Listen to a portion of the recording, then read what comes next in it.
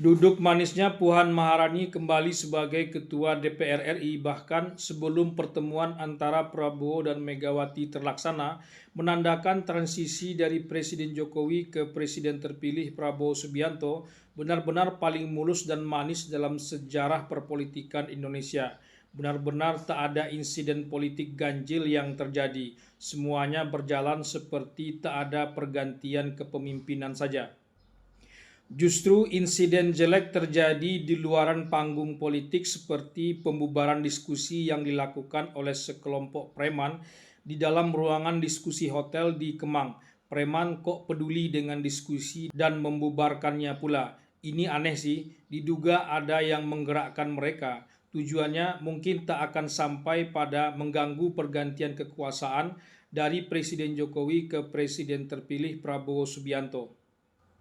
Terlalu jauh, mungkin hanya mencari perhatian saja agar ada posisi politik yang harus diganti dari satu pihak ke pihak lainnya. Bukan pula pengalian isu lah.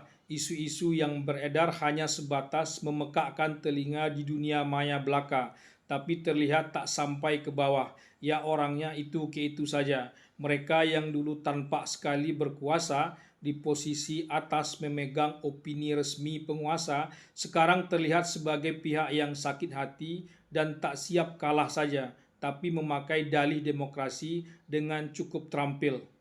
Ada benarnya juga ini negara demokrasi. Demokrasi tanpa keriuhan, kritik, heboh, pandangan yang berbeda, mana pula bisa dikatakan sebagai demokrasi yang sesungguhnya. Tapi menihilkan pula pihak yang menginginkan kehidupan yang harmoni, yang notabene lebih banyak, mayoritas, dalih demokrasi apa pula yang seperti itu. Intinya, mereka bukanlah orang asing yang tak pernah memegang posisi puncak, pernah bahkan sangat pernah, dan mereka juga tak membawa negara bangsa ini kemana-mana, tetap begini-begini saja. Lucunya yang disasar justru presiden yang akan lengser, yakni Jokowi dan keluarganya, bukan presiden yang terpilih yang akan dilantik, yakni Prabowo Subianto. Dendam betul mereka dengan Jokowi dan keluarganya. Padahal rata-rata mereka ini dulunya pendukung Jokowi dan memang sejak dulu anti terhadap Jokowi. Jelas bukan pendukung Prabowo. Prabowo pun sering hancur lebur dalam mulut besar mereka. Pernah menghisap manisnya madu kekuasaan dari Jokowi, tapi Jokowi memang terlihat tak mau mengikuti maunya mereka. Ternyata Jokowi juga punya maunya sendiri. Jokowi bukanlah boneka politik mereka. Jokowi juga punya visi misinya sendiri yang tentu saja menurut Jokowi juga dari tempatnya berdiri itulah yang paling baik buat bangsa dan negara ini. Ini hakikat demokrasi juga sebetulnya, tapi dianggap produk rusak demokrasi, produk dinasti politik yang paling buruk atau apalah sebutan yang paling cocok bagi mereka. Lihatlah pergantian kekuasaan dari Soekarno ke Soeharto, Soeharto ke Habibie, Habibie ke Gus Dur, Gus Dur ke Megawati, Megawati ke SBY, SBY ke Jokowi. Semua tak berjalan mulus, bahkan meninggalkan luka yang cukup mendalam.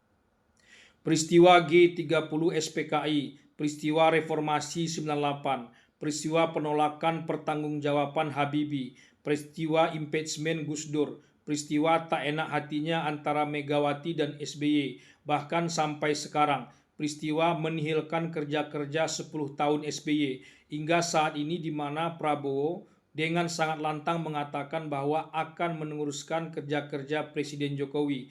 Sebagian menteri kabinet Jokowi terus terang dikatakan Prabowo di hadapan Jokowi sendiri akan dipakainya dan sebagainya. Ini betul-betul pertama dalam sejarah kita. Kalau saja 4 presiden kita yang masih hidup ini, yakni Prabowo, Jokowi, SBY, dan Megawati, bisa bergandengan tangan, maka lengkap sudah kita sebagai bangsa yang benar-benar hanya melihat ke depan saja lagi, bukan lagi melihat ke belakang. Apalagi segala macam yang menyekat terhadap Presiden Soekarno, Soeharto, dan Gus Dur semua sudah dicabut. Sebentar lagi semoga saja dilekatkan pula gelar pahlawan kepada mereka ini. Sebagai presiden mereka layak memperoleh gelar pahlawan itu, terlepas dari kesalahan-kesalahan yang juga pernah mereka lakukan. Mana pula ada manusia yang tak luput dari salah dan dosa. Kalau benar-benar ini selesai di internal negara kita, maka keadaan politik dunia yang saat ini tak baik-baik saja akan lebih mudah bagi bangsa dan negara kita menghadapinya. Apalagi kita akan dipimpin oleh orang yang sudah merasakan asam garam perpolitikan nasional dan global dengan sama baiknya. Semoga saja di tangan Prabowo ini, negara bangsa kita menemukan jodoh sejarahnya untuk melompat lebih tinggi menjadi negara maju dan kuat, berkontribusi tidak saja bagi rakyatnya sendiri, tapi juga buat negara-negara di dunia ini. Semoga saja.